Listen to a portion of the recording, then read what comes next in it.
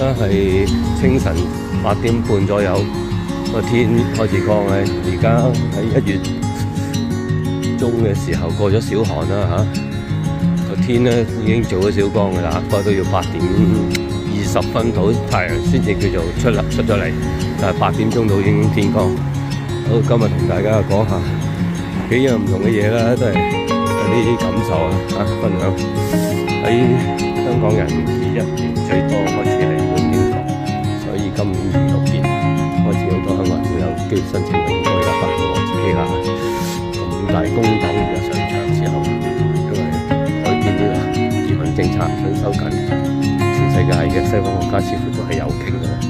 咁睇到香港人呢個之前俾香港人嗰個條款都一樣受到影響，咁會唔會真係改咧？咁當然會改咗，令到你雖然都話維持不變，但係令到你又要有3年收入，每個月有13,000蚊頭大約，又要你英文又達到一個接近所謂叫做 A level 嘅水平，咁對好多香港人嚟講真係有啲艱難，對我自己講都係啦。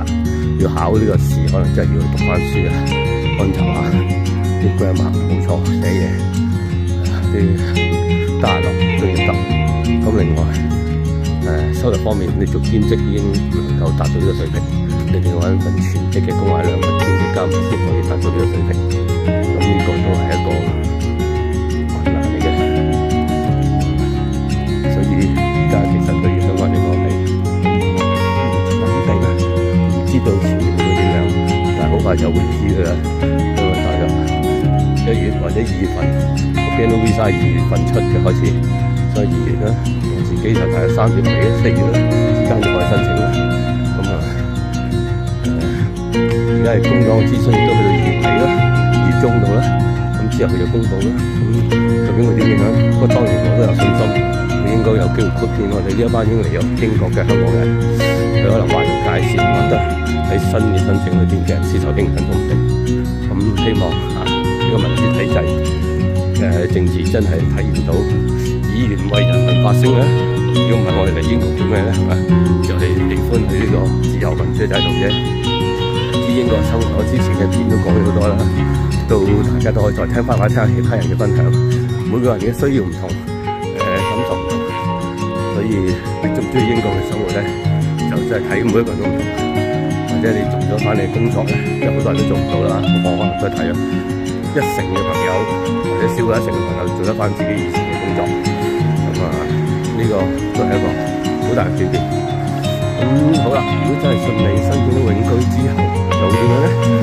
其實我相信我接觸嘅香港人或者聽朋友喺教會傾下偈，我相信如果佢哋啲細路已經比較大嘅，佢已經上大學啦，咁可能真係有部分選擇佢翻香港住。咁但係呢個比例我相信唔係好高，可能多嘅可能2成或者2至3成。少嘅可能大約係1成，即係10%或者10零個%度。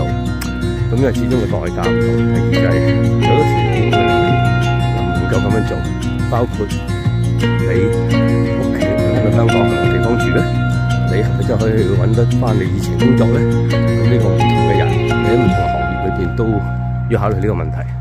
咁我自己就冇呢個咁容易達到呢啲條件啦。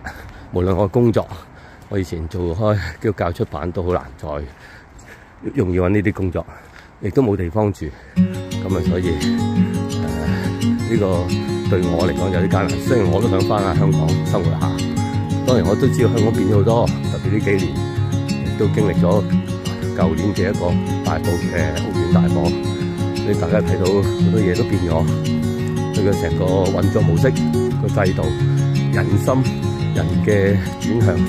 再加上內地人不斷嘅移入嚟啦，即係呢個移居嘅情況都一樣啦。香港都係有好多移民啦，咁所以嗰個文化方面好多嘢都受到一啲嘅轉變嘅。咁會係究竟係你仲適唔適應到咧？呢個新香港形態嘅生活，咁呢個都係要考慮嘅。咁當然可能要翻咗去生活試試啊嚇。咁我都香港好多朋友佢哋都生活緊。有啲親人佢收緊，都適應到啦。咁呢個真係唔知道。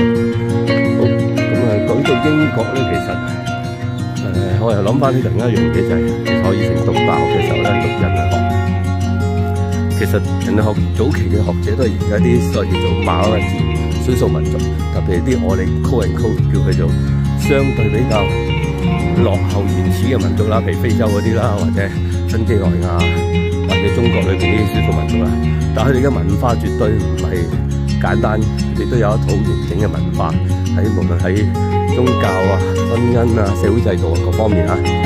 咁但係minority就係minority，喺唔同國家都有好多少數民族。其實minority嘅生活形態會點咧？其實嚟到英國之後咧，我哋作為香港人都有少少呢種，都有呢種minority感覺。無論係成個社會環境制度，你用嘅語言、你嘅文化、飲食文化最明顯啦嚇。其實你就知道呢個文化係英國嘅文化。咁我哋香港人只係一個少數民族喺度。如果喺加拿大同多倫多、溫哥華可能會好啲啦。聽講嗰邊我朋友去過旅行，成個多倫多好似小香港咁，行一個商場全部都係香港人嘅鋪頭。呢個真係好唔同啊！咁可能佢哋會比較體會到喺嗰個環境之下咧，仲好似一個小香港。當然佢哋嘅文化可能少人數嘅限制各方面咧，令佢哋發展唔到一啲所謂我哋叫做好似香港咁嘅有自己嘅，譬如音樂啊、樂隊啊，或者係各方面呢啲嘢咧，佢都好難發展出嚟，因為個人數限制，同加上你呢個大環境係一個英語嘅環境，一個白人嘅文化為主啦嚇，我見到一樣。但係佢起碼有一個比較細嘅社區或者一個地方環境咧，可以體會到一個香港人嘅社會比較強。英國分好散嘅，冇咁啦。就算而家所謂我住喺曼城，所謂最多香港人嘅地方咧，都唔等於你就已經有一個好明顯嘅香港社群。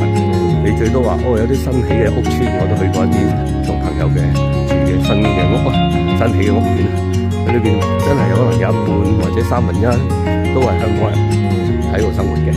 咁可能行埋都見到好多香港人，但係總係有啲唔同，只係喺嗰個範圍咯。咁你真係生活就係好全面噶嘛，文化你嘅生活形態係好全面嘅嘢。咁啊，正如所講，就算多倫多溫哥華，你都發展唔到而家即係香港嗰種語言文化先至發展到出嚟嘅，譬如音樂啊、歌曲啊，或者係一啲嘅點講咧，係種飲食嘅整體嘅文化，可能有一部分嗰啲容易啲啦嚇，但係去到啲創作性嘅嘢，可能就難啲啦，因為唔喺個語言文化裏邊。或者人口嘅數量唔夠，咁啊，但係香港亦都會受到變化。咁香港都混雜緊內地嘅文化、普通話嘅文化，都喺度一種好大嘅一種混合變化嚇。咁啊，亦都係變緊嘅。正如以前嘅黃霑填詞人所講嚇，世事常變啊，變幻原是永恆啊。咁喺真實人生生活裏邊都有一定嘅真實性。好，不如又講翻下一啲可能其他人有啲關係夠強啲嘅嘢啦，即係講咗少少自己嘅嘢之後，自己嘅睇法之後，其實喺香港裏邊生活嘅人，或者仲想可能考慮去外國生活嘅人，無論你嚟英國好，或者澳洲、加拿大都好，咁啊，因為條件唔同咧，你可能你要考慮嘅嘢唔同，其中一樣係經濟問題啦，第二就係你嘅適應問題啦。我成日覺得經濟問題係第一步嘅啫，你處理到經濟問題，你就要適應。因為好多人嚟到英國咁樣舉例，嚟到加拿大、澳洲都一樣。如果你做唔翻自己份工，或者你成個生活圈子唔同咗，而家我哋好啲㗎啦。幾年之後，每個嚟到英國嘅香港人，我相信你哋嘅身邊識嘅朋友、同事，甚至係親戚，可能多咗啲。咁所以佢哋可以聯繫嘅都多咗，節日可以一齊食飯啊、約埋見面嘅都多咗，就冇以前咁少選擇。咁但係都係唔同咗。你以前可能你同你屋企人食啦，一定。但係你而家喺英國，你冇可能同你嘅父母啦，或者兄弟姊妹一齊食飯啦。大部分人都冇啦。就算你有親友嚟咗，都唔一定住喺同一個城市啊。咁所以相距比較遠啊，你揸1-2個鐘頭、2-3個鐘頭車先見到嘅。咁你就唔會成日都去見啦。無論都係屋企人或者親戚或者係朋友都係啦。咁呢個就係英國。地方大，好唔同嘅生活啦。我諗喺中國大陸都係咁嘅啫，咁大嘅地方，咁多城市，你住喺唔同嘅地方，你見唔到佢哋。但香港真係好細，香港係一個城市啫，就即係如果我想象所有香港人都嚟咗呢個曼城生活，咁可能就會似翻以前好似喺香港生活一樣。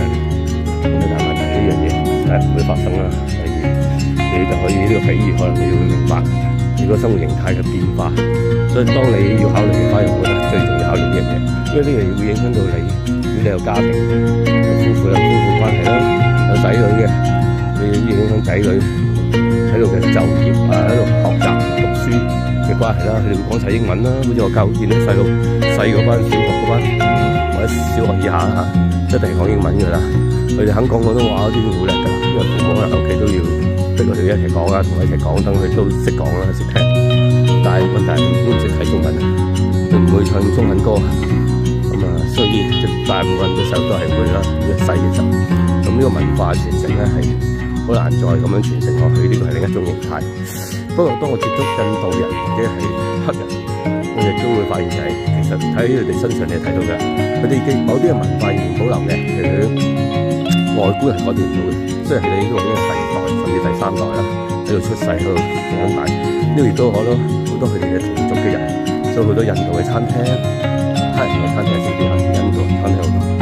甚至啊，英國首相而家係印度人，但係問題就係佢哋用晒英文啦，所以其實係混雜啊，我混合咗唔同嘅文化裏邊，所以呢個都幾有趣嘅嘢嚟。但係你如果想同我生活，你要考慮呢樣嘢啦，因為完全係以前香港係單一嘅文化、單一嘅語言、單一嘅種族為主啦，雖然有好少少其他人嘅東南亞裔嘅人啦，或者係印傭菲傭啊，但係佢對香港本身單一嘅文化影響係好細嘅，因為嗰啲都係minority啊嘛，少數民族啊。但係喺英國咧，我哋係變成少數民族，呢個就係。如果你真係要嚟生活，我覺得最重要考慮嘅反而係呢樣嘢，因為如果你自己處理唔到，你適應唔到嘅時候咧，你個人可能會好 down 啦，佢會唔開心啦，生活得，所以連基本生活你都會受晒影響。但係如果你能夠適應到，咁當然係 OK 啦，會好啲啦。咁但係就始終都係轉變咗。呢個真係唔容易嘅時候，我諗對起碼一部分人都唔容易。